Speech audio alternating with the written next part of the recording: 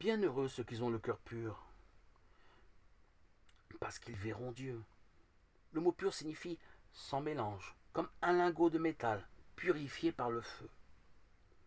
J'ai dans les yeux la gravure de mon livre de chimie des années 30, où la grande cornue Bessemer bascule dans une gerbe éblouissante. Son torrent d'acier. Jésus nous invite à être sans mélange et sans partage pour voir Dieu. Lutte incessante où les violents l'emportent, et cela aussi bien pour nous débarrasser de la gangue des biens matériels qui nous collent aux mains, que pour nous libérer de ce besoin impérieux de domination envers nos frères.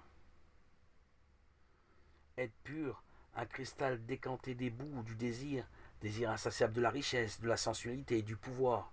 Être pur, un cristal qui ne capte plus que la seule lumière de Dieu. Bienheureux les cœurs purs, car ils verront Dieu. Bienheureux ceux qui sont persécutés pour la justice, parce que le royaume des cieux est à eux. C'est l'immense cortège de tous ceux qui, à travers les siècles, ont rendu témoignage au Christ. Ils ont tout simplement osé redire les paroles qui dérangent, celles que Luc nous rapporte. Malheur à vous qui êtes repus maintenant, parce que vous aurez faim. Malheur à vous qui riez maintenant, parce que vous serez dans le deuil et les larmes. Malheur à vous lorsque les hommes diront du bien de vous, car c'est ainsi que leur père traitait les faux prophètes.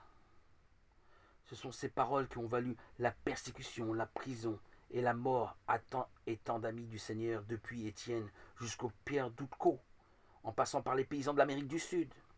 Les riches enragent d'entendre dire que leur or n'est que dérisoire poussière, les répus que la faim spirituelle les guette, les rieurs que leur bouffonnerie masque mal le tragique désespoir de l'homme devant son destin, s'il n'a d'autre fin que la mort.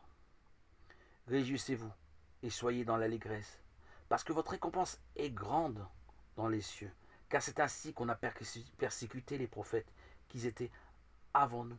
Matthieu 5, verset 13.